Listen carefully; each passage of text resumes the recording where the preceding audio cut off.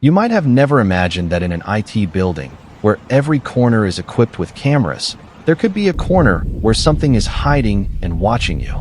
This is the story of Jack Taylor, who worked as a back-end data executive on the 13th floor of a multi-story building called the Riverside Tech Park in New York during the night shift for almost 5 years. Hey, did you see the new project updates? I think we've got some great ideas. Truly, let's go over them together. I'm excited to hear your thoughts. That night, Jack and his colleague Michael were busy with their work, just like any other night. As Jack entered data on his computer screen, he started feeling sleepy. However, the shift rules were strict and break times were fixed. Suddenly, he felt like someone had passed behind him. He quickly turned around, but there was no one there. He went back to his work, but then the printer suddenly started working on its own. At 2:15 a.m., with only 2 people on the entire floor, Jack and Michael, the printer spat out a print. Jack thought maybe someone had connected to the system and accidentally sent a file. But when he took the paper out of the printer, it was blank. His hair stood on end.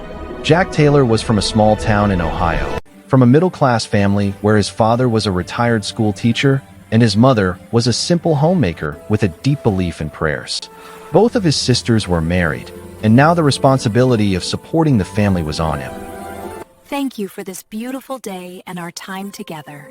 Amen. He had a diploma in computer science and, after a few small jobs, got a position as a back-end data executive at Riverside Tech Park in New York.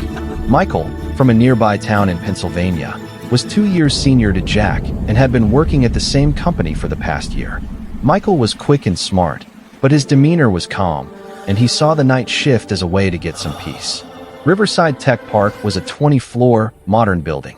It was an impressive building with glass walls, a great cafeteria, high-security access, and elevators that took you directly to your floor. However, there was one strange thing about this building.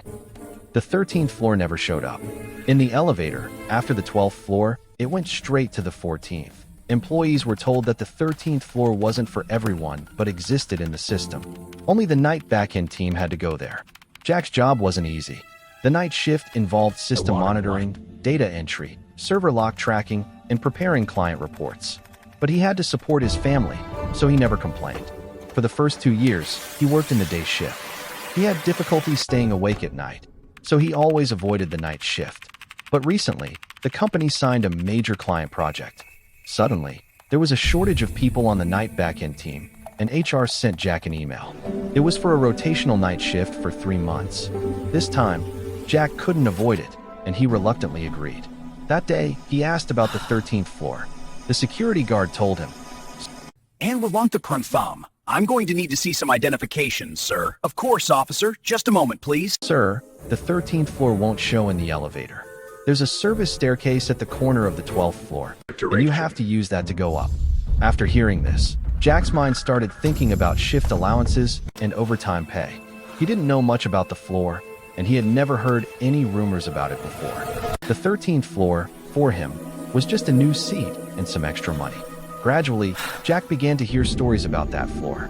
One day, his colleague Michael said during a tea break, "Do you know what people say about this floor? They say strange things happen here at night. This floor is haunted, but I believe people have made up these stories to avoid the night shift.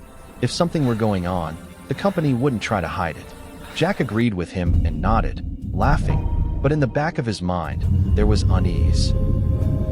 The 13th floor was quiet, with flickering lights making strange shadows on the walls. The air felt heavy, like the building was waiting for something to happen in the dark.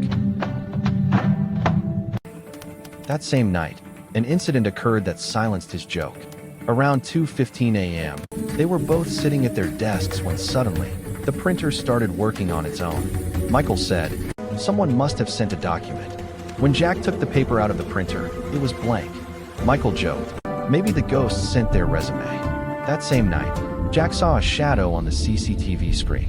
And the next moment, in the same footage, someone was standing behind his chair. Michael shouted, "Jack, look behind." Jack turned around, but there was no one there. Both of them were silent for a few moments. After that, they decided they would not tell anyone because they felt no one would believe.